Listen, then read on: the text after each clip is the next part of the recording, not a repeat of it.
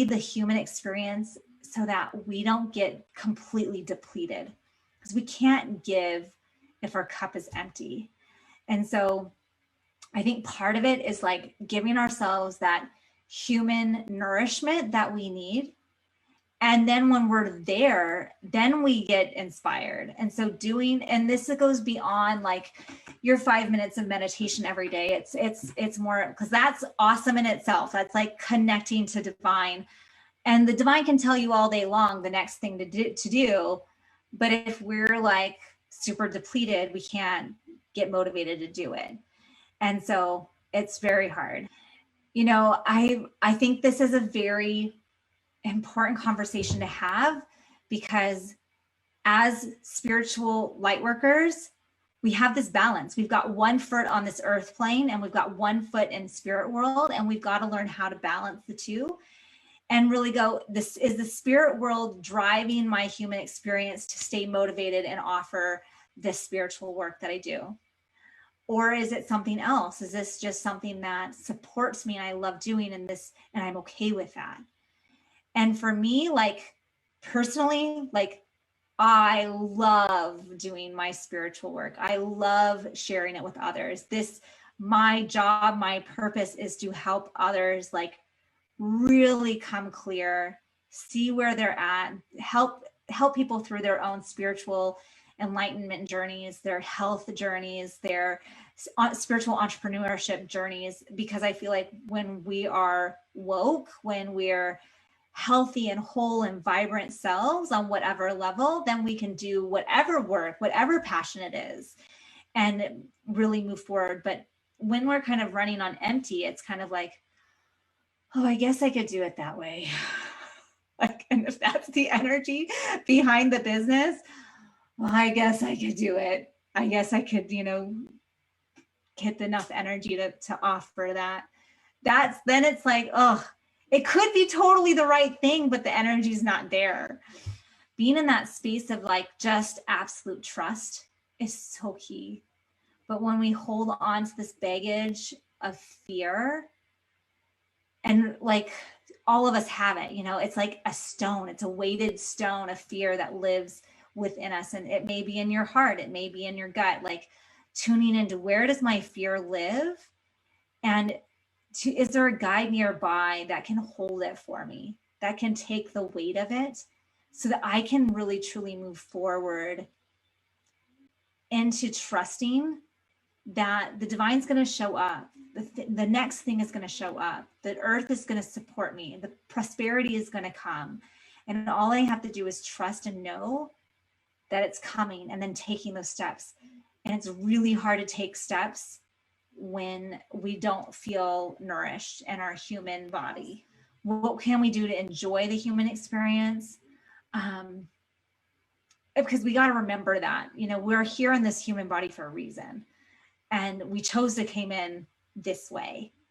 And so it's like, okay, I have to remind myself all the time, like for the last 20 years, I'm like, oh, this human suit is so exhausting. I'm so not calibrated for this. And I chose to come in. I was joking, like seeing my spirit team, and we're all taking, drawing sticks on who's got the short stick that has to like embody this time. I'm like, darn it, I drew the short end of the stick. And I laugh at that. And I think, partly that's probably true, that we're just rotating who has to go. And also knowing that I absolutely do believe that I'm here at this point in time, at this point in history, for a reason, for purpose. And I think we're going through a huge, phenomenal shift and it started many years ago, and it's going to continue many years forward as we collectively, consciously upgrade. We're all getting this collective conscious boost. Things are drastically changing on so many levels. And 2020 was all about vision. It was about seeing things for what they were. This is why we had so many things come up, the Black Lives Matter and like all of this stuff. And so it's like, things are coming to the surface so that we can see it and make a new choice, collectively, consciously making a new choice. And so we're in a time of change. We're in a time of writing a new history and subscribing to a collective consciousness that we feel in alignment with. And so this is a time of creation that we get to reset. We get to reset society standards.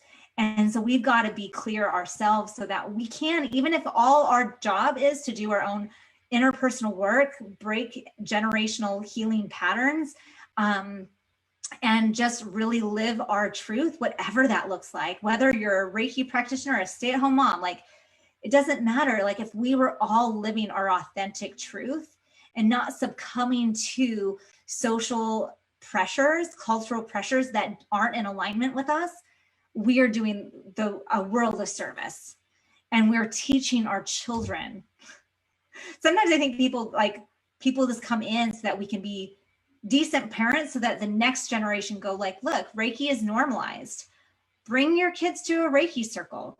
Have a Reiki circle in your house. Normalize alternative healing. I hate that word. Complementary therapies, modalities that aren't mainstream now, because then they will be the next generation down. So we're the catalyst of change as we move forward in this new world. And know that wherever you're at is okay. It's not a race to be won. It's a race, like this is an experience.